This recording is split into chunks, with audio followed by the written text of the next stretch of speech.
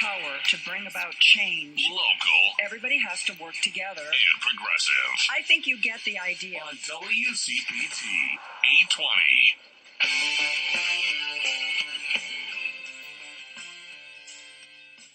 One of the things that I like to do is talk to people who want to make the world a better place. You know what? We should just have a segment, like people making the world a better place, like a regular thing. Of course, we do it regularly anyway. And one of the organizations that I learned about recently is an organization called Friends of the Children Chicago. And Taal Hasak-Lowy is here to talk to us about that. Hi, Taal. Hi, Joan. Thanks so much for having me. I'm very happy to talk to you. Thanks for the good work you do. Tell our listeners about the organization. Sure. So Friends of the Children is an organization that started in Portland, Oregon 26 years ago. So while we're new to Chicago, we're part of a network of 15 chapters that has proven results. We intentionally seek to serve the children facing the greatest risk factors, meaning kids that have been exposed, 5-year-olds that have been exposed to significant stress and trauma in their short lives, and whose adults in their lives aren't able to serve as their strong pillar of support. We reach out and build relationships with the parents or caregivers in their lives to get them to voluntarily enroll their child in the program. Each child enrolled in our program in kindergarten is paired with a salaried professional trained mentor. We call them friends. And the children are in our program for 12 and a half years, no matter what, from kindergarten till high school graduation.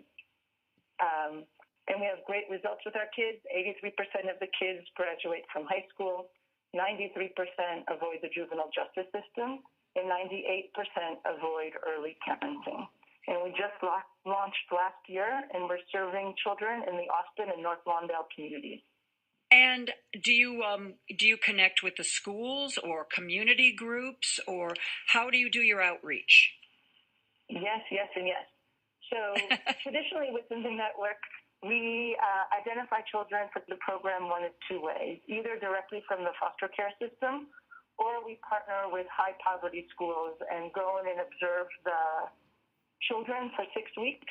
And not every child needs the services of Friends of the Children. We're really looking for the children that aren't showing up to school consistently, wear the same clothes every day, aren't being fed at home, are having tantrums at school or aren't able to self-regulate during the day, or are trying to be invisible and sort of not speaking to anybody. And we partner with the teachers, the social workers, and the principals to identify those kids. And that's how we're bringing them into the program in Chicago. In addition, in Chicago, we're working to build a relationship with some violence reduction programs working on the west side, including Ready Chicago and the Institute for Nonviolence in UCAN, to work with the individuals who are engaged in violence on the streets today and to bring their children into their program so we can start working with them when they're in kindergarten. So the mentors that work with these kids, are they with them every day, once a week, once a month? I mean, and is it the same person for the entire 12 years? Yeah, great question. So we spend 4 hours a week with each child, and that time is spent in school, at home, and in the community. So it's 16 hours a month with each child. Until third grade, about half that time is spent in the classroom, because at that point it's so cool to have a friend, someone coming into the classroom to work with you.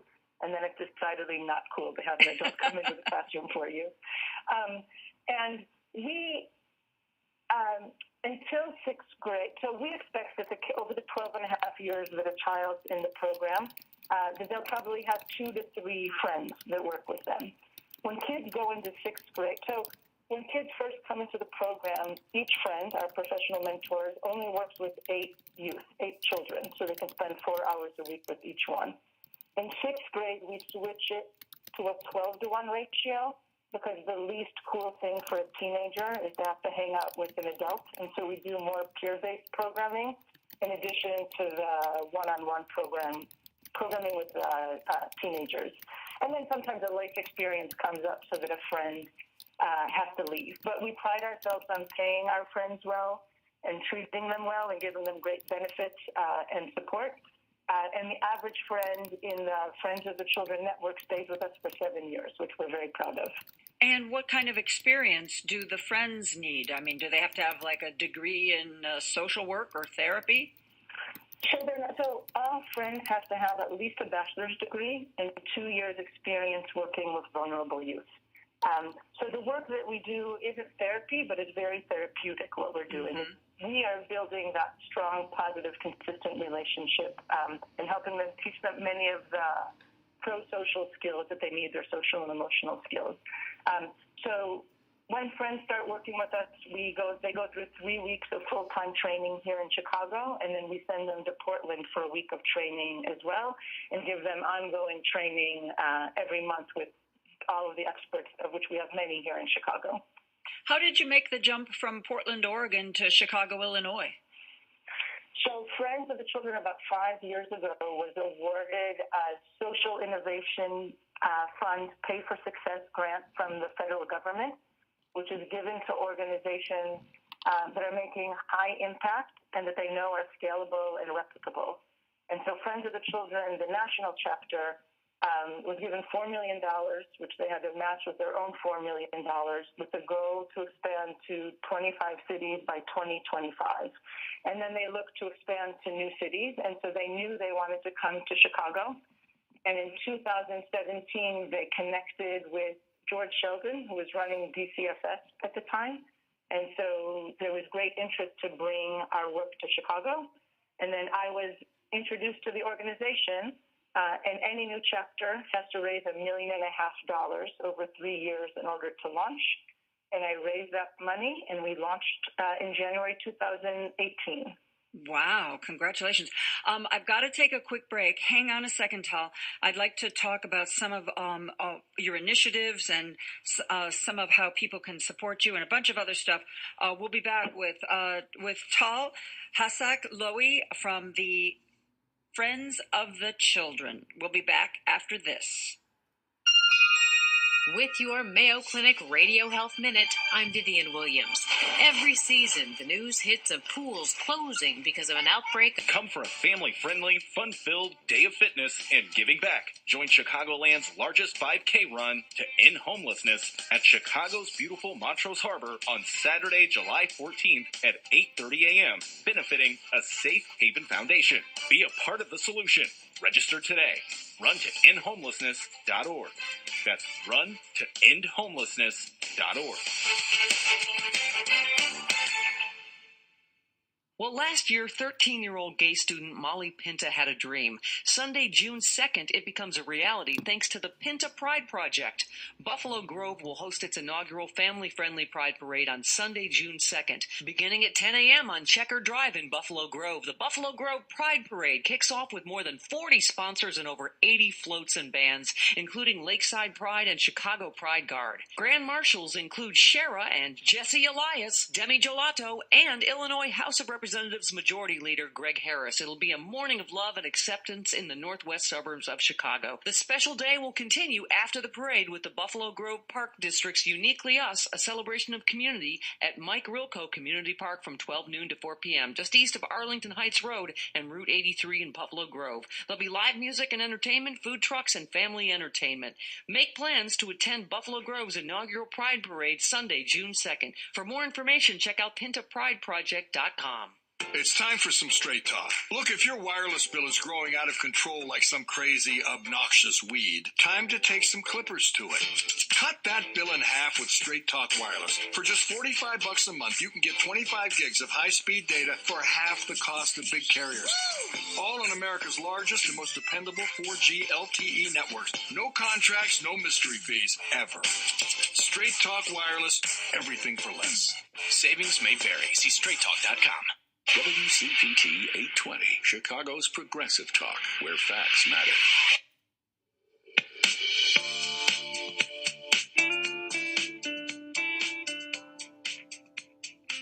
We are talking to Taal Hasak-Lowy, who is the executive director of Friends of the Children.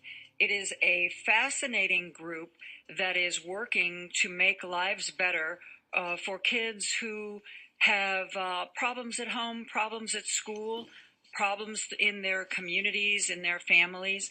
The organization, she was telling us, started in Oregon and has been here in Chicago just since January of 2018.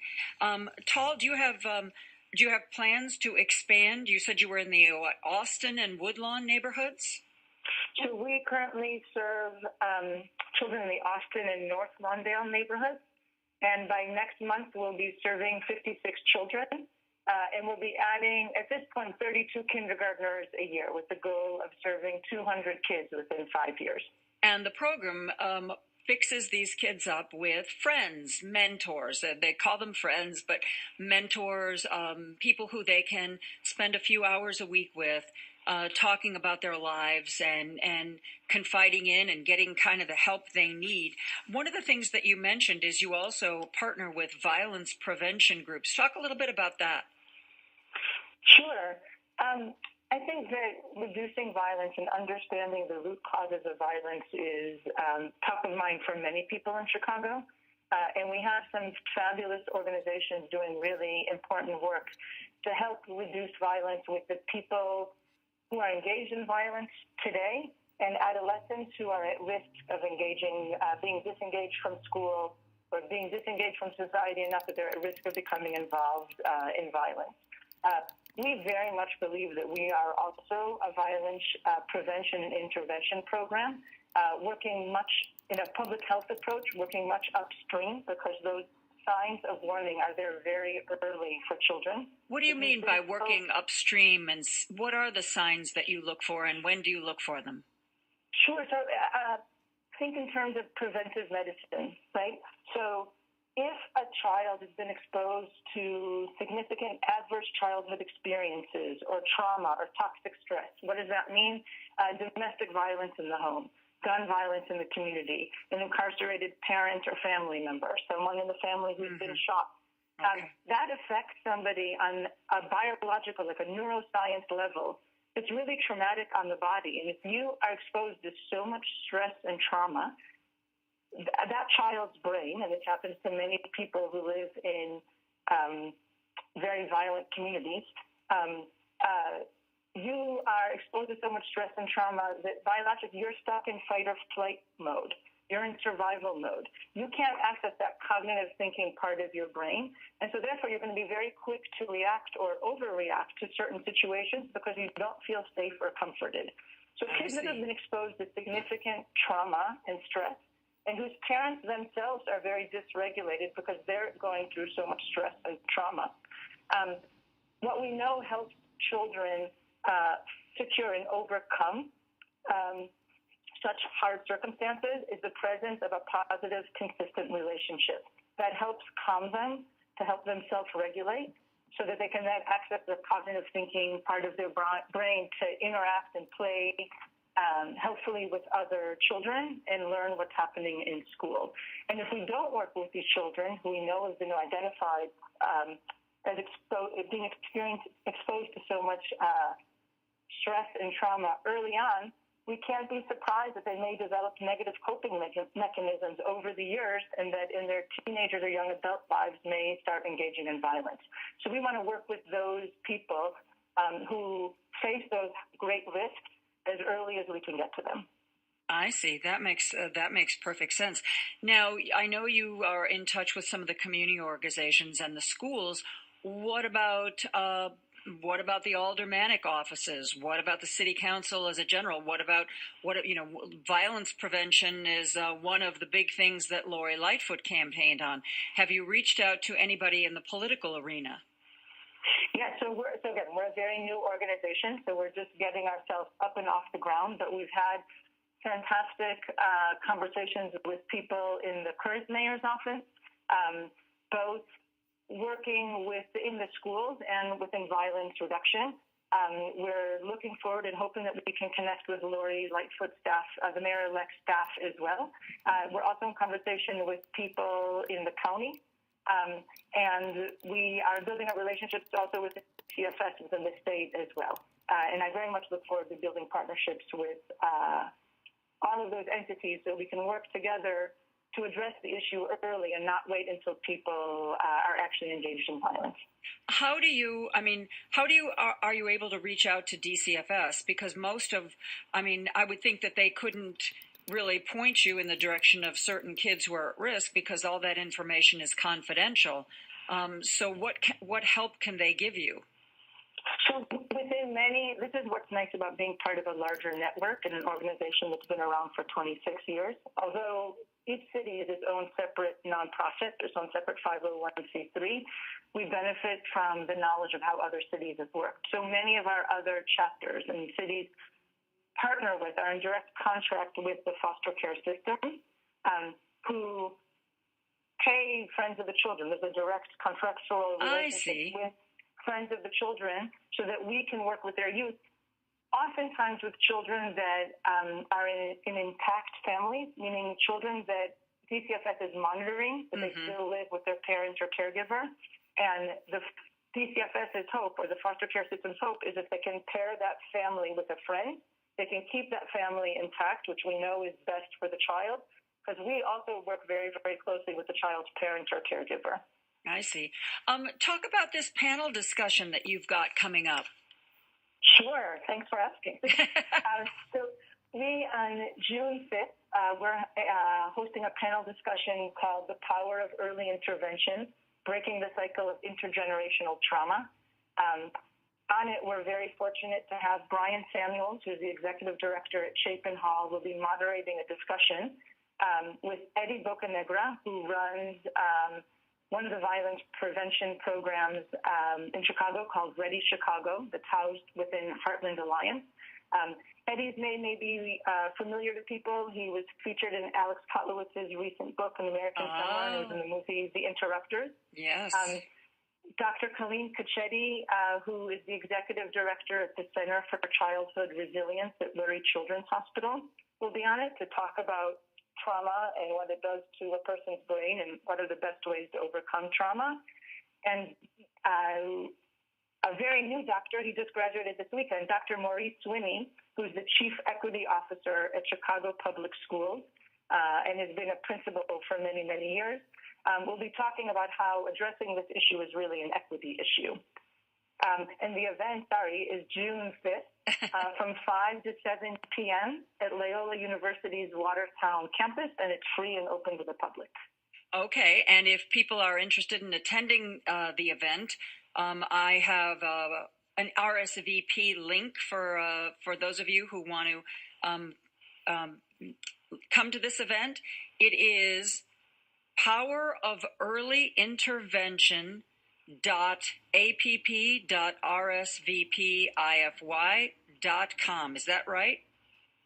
Correct. Or you can also go to our website at Friends, with an S at the end, friendschicago.org, and the information is there as well. You know what? That's a lot easier to remember. Right. So friendschicago.org. And click on Get Involved and register to come join us for the panel discussion. What kinds of things are you guys going to talk about? Why should people go to this? What will they take away? Sure. I think it's a really important conversation for people who are concerned about equity and violence reduction and understanding some of the many complicated issues happening on Chicago's South and West Side.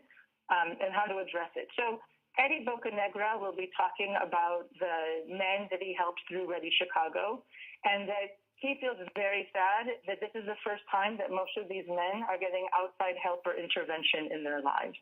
Dr. Colleen Cacchetti will be talking about, again, trauma and what it does to the brain and what we know we need to do to help kids that have been exposed to significant trauma.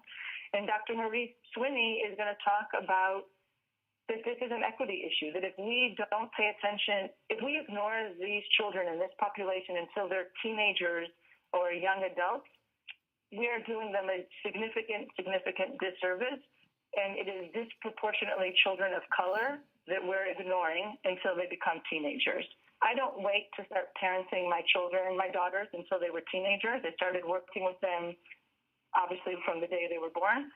But we need to start working with kids early and giving them a chance to change their story early on. And that's what's going to be discussed during the panel. I like the way you put that. Give them a chance to change their story. Because so much of, I think, our lives, it's the story we tell ourselves in our head about who we are and what we can and cannot do. And I think that you just hit on something really important, that if we can change the story we tell ourselves about who we are and where we can go, then we really can go different places than we originally thought. I think that's brilliant. This is Wednesday, June 5th, from 5 p.m. to 7 p.m. Again, it's at the Loyola Water Tower campus. That's 16 East Pearson. And does it cost money to go to this? No, it does not cost money. We just want to have people come who are interested and want to be part of this conversation. That's wonderful. Thank you so much, Taal. I really appreciate talking to you, and I hope we can continue this conversation as your organization evolves and grows in the Chicago area. I would love to speak with you anytime and share with you stories about our wonderful children and families that we work with. That would be terrific. Taal Hasak-Lowy, thank you so much.